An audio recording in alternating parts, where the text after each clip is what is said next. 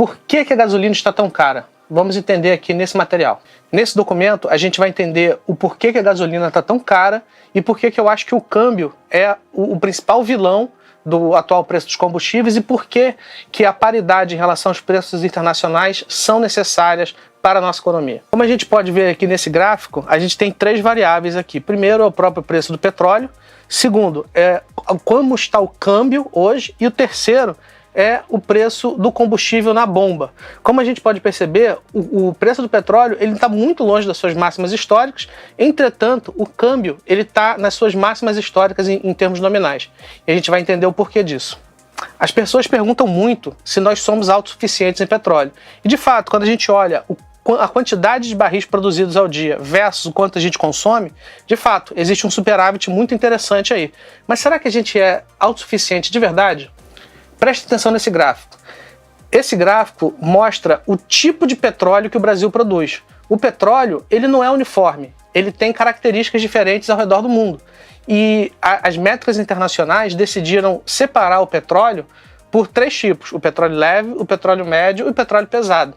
Então, como a gente pode perceber aqui nesse gráfico, o petróleo leve do Brasil, ele representa somente 2,3% da nossa produção. O petróleo pesado representa apenas 6,5% da nossa produção, enquanto que praticamente 90% da nossa produção é considerado petróleo médio. E o que isso quer dizer? Diferentes tipos de petróleo produzem, na média, diferentes tipos de produtos. Então, como a gente pode perceber ali, na destilaria, dependendo do tipo de petróleo que entre dentro da refinaria, a gente vai ver que os derivados de petróleo eles são distintos.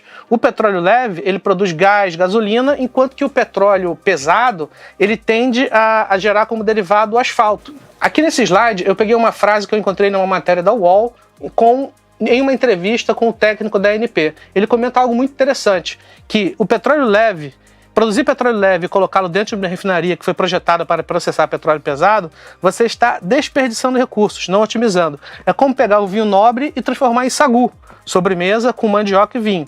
Você estaria desperdiçando recursos, porque o sagu deveria ser feito com vinho barato. Então o que eu quero dizer com isso? É que diferentes tipos de petróleo produzem diferentes tipos de produto.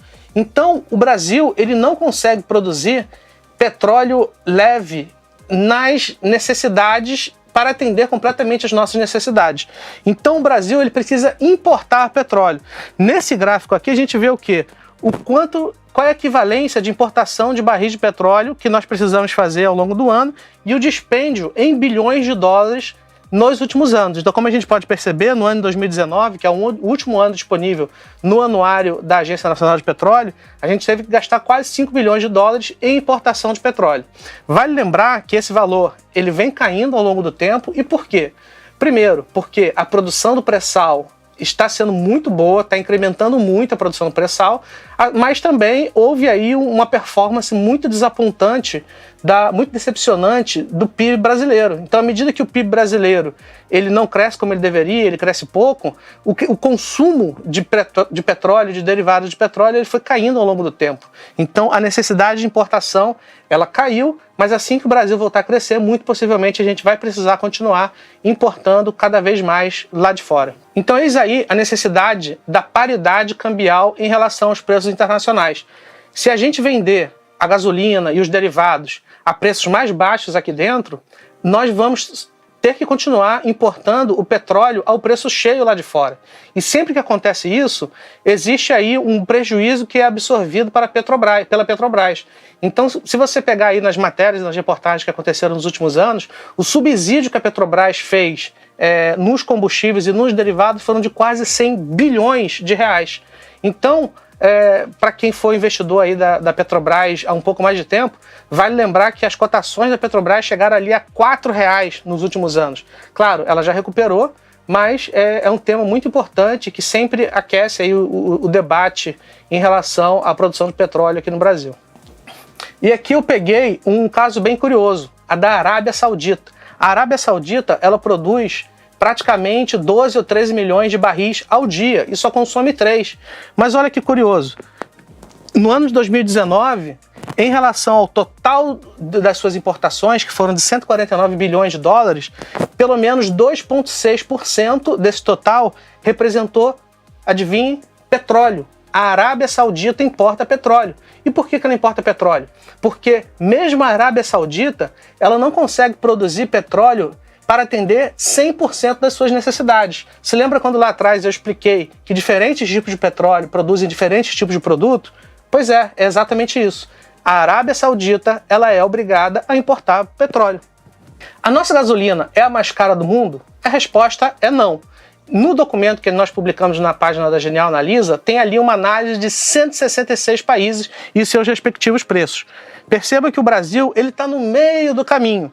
Ele está no ranking 88 entre 166 e 167 países. A Venezuela tem a gasolina mais barata do mundo, se contado em dólares, enquanto que Hong Kong tem a gasolina mais cara do mundo.